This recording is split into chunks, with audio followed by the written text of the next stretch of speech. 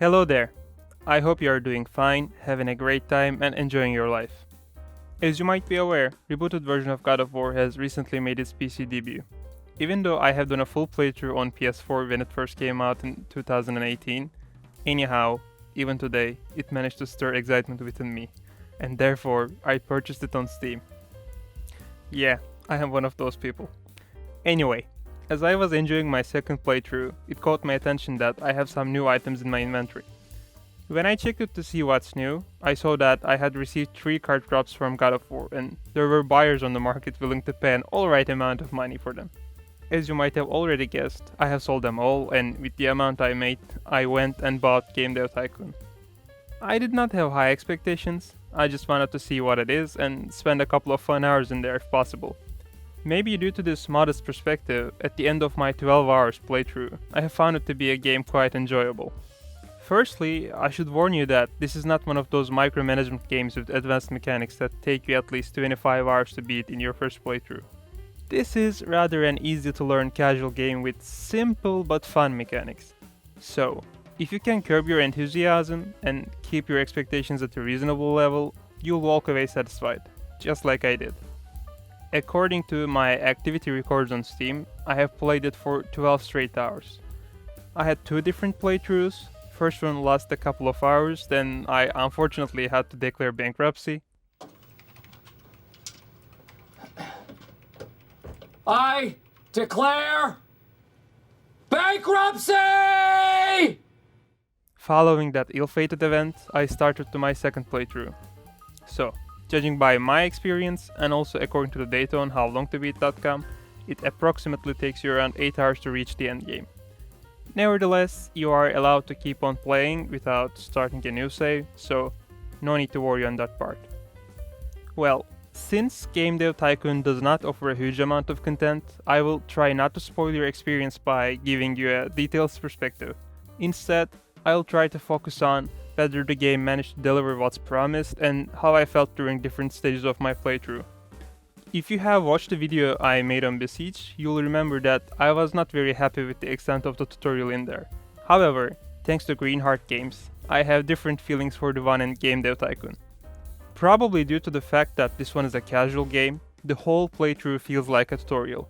Right from the beginning until the end, the game unfolds before you step by step. You start your journey as a game developer in a garage, then as your studio makes more money, you get to move into nicer offices, hire staff, start making larger games, etc. With each new element, the game prompts you with information boxes that ease your way into understanding the new phase your company is shifting into. I assure you that you will never feel lost or have trouble understanding what's going on. The game never leaves your hand too long to let confusion trouble you, and the mechanics are pretty basic and straightforward. Having mentioned the mechanics, I'd like to give you a brief insight into the general flow of the gameplay so you can have a more comprehensive idea of what to expect and what not to. As you might have already inferred from the title, you simulate the journey of a game developer in this tycoon. Your studio, if you may call it so, starts its career around 1985 and develops from there in a contextual reality parallel to ours. You receive the news of mock highlights of the gaming industry, which are based on actual history, and in the light of those industrial developments, you try to maneuver your studio towards success. There are 3 stages of the game development process. In each stage, you adjust how you would like to divide your time between different areas of development. First stage contains the categories engine, gameplay, and story/quests. Stage 2 contains dialogues, level design, and artificial intelligence. And in the final stage you have world design, graphics, and sound. Each of these sub-development areas hold different amounts of importance for games from different genres. I will not disclose any information I have on this because digging up such information is one of the core gameplay mechanics in this tycoon. After you are done with the development process, you let your baby be born into the market and start waiting for the results. There is no manual way of controlling the speed of time in-game, but the pre-adjusted pace is pretty on spot in terms of managing the in-game momentum. Following the release of your game, you wait around half a minute and then you receive the reviews from mock media of the gaming industry. If you like, you can utilize such unoccupied time periods by doing some contract work in order to make some quick money and gain research points. I'll address this later on in detail. Now, getting back on track, I have to say that, albeit there's not a deep strategical action going on, the game somehow manages to make you feel emotionally invested in the games you develop, and therefore, when the reviews arrive, you feel a certain excitement. When they are positive, you feel moved by the outcome of your work, and when they are negative, you feel the disappointment within your bones. Nevertheless, in each case, you get some hints from the reviews on either what you did good or what you did bad. This is an important point because R&D is what this game is all about. If you want your studio to be successful, you should do some analysis and readjust accordingly. There are a couple of ways of doing this. The first is, as I have just mentioned, paying attention to the reviews you get post-release. Many of them hint at how the market is structuralized and enable you to have a perspective on what goes well with what. During the game development process, depending on how you divide your time between the subcategories of development, your game gains points on parameters of technology and design. You can regard these as the feet of your game. Each genre has a different strong foot, so you should manage your time and development period accordingly. Reviews are a great source to learn which genre leans more on which foot. In addition to that, you also have a more comprehensive solution, which is conducting research on the games you have released. Depending on the research skill level of your character or staff, whomever is conducting the research, you get to have some insight on what theme goes well with which genre, which type of audience likes, what kind of a game, etc. Having mentioned the concept of skill levels, there are 4 stats determining the speciality of each staff member, including you. And these are technology, design, research, and speed. Technology levels are effective over generating technology points, so is design in generating design points. Staff rich in those skills generate more points in a shorter amount of time while developing games. The case is similar when it comes to doing contract works. At some point in the game, close to the beginning, a contractor calls you and says something like, "Oh, I have seen the sales of the game you released. You seem to have some prompt skill. If you ever wish to do some side gigs, give me a call. I'll fix you up." I'm aware that I made him sound fishy, but he's not going to fuck you over. Trust me. No worries on that part. After this brief conversation, you receive the option to do contract works. These are basically tasks which ask you to generate a specific amount of design and technology points within a limited time. As I have said before, you cannot manually adjust the flow of time, and in a way, this enables you to have an internal understanding of in-game time flow. Judging by your gut, you should weigh the task and the capacity of your team, then decide whether you wish to undertake the contract offered. This holds some importance because besides the reward, the contracts also have punishments. If you cannot meet the deadline, you pay a punishment fee. So be careful with the size when you are signing a contract. Coming back to the character stats, as I have stated before, staff with higher research level do a better job at generating research results. Other than that, while doing contract works, they generate higher research points.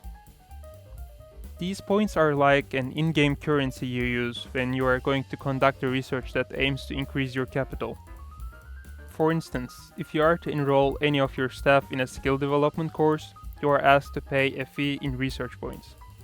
The case is also the same for researching topics like 3D graphics version 3, which enable you to develop a more advanced game engine.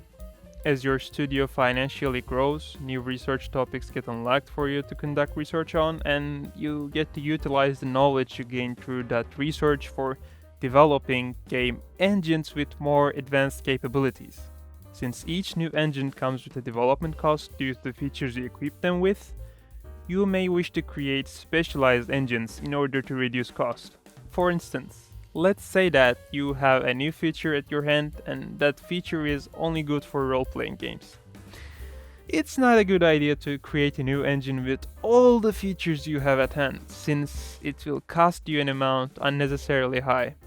The logical thing is to develop an engine with features that are good for role-playing games. Now, retracing back to the path, we have only one stat left unexplained, which is speed. Well, I believe the name itself is pretty much self-explanatory. Characters with higher speed levels work more efficiently. They basically generate greater amounts of points compared to ones with lower speed stats within the same amount of time. Apart from the research and development process we have been discussing so far, there also is a marketing side you should deal with. There are different options ranging from running ads on editorial gaming magazines to investing millions in a grand advertising campaign. The parameters of what to do and when to do are totally up to you. Depending on your marketing strategy, you will see a different number on the hype meter for your game. The end purpose is to have the highest number possible at the moment when you are about to release the game. In order not to spoil your experience, I will not disclose any hints. Trial and error process will be your partner on this path. By the way, if you feel that the game you're about to drop into the market might not receive much positive feedback, you had better not make such a fuss about it pre-release. Let it leak into the market in a dead silence, so you will not hurt your fan base the way shitty PR did with Cyberbug 2077. Jokes aside, it will really hurt your fan base and affect your future sales negatively, so be careful with that. Tracing back to the subject, if you think that marketing your own game will be a burden for you, you can sign a contract with a publisher. There usually are a bunch of different AdWords which you can pick one from among, and each publisher asks for something different. Some wants a mediocre casual game and has a modest offer accordingly, some other wants to publish the next hit of the decade, so they offer a greater share, but also have a higher punishment fee. I did not resort to their help much, as I wanted to remain independent, but you may give it a go, since working with them is closer to a one-night stand rather than a relationship with strings attached. Just don't let them fuck you over. Joke's on you, BioWare. Well, I believe I have covered pretty much everything I wanted to tell you about the gameplay part, so now I can talk briefly about my feelings overall.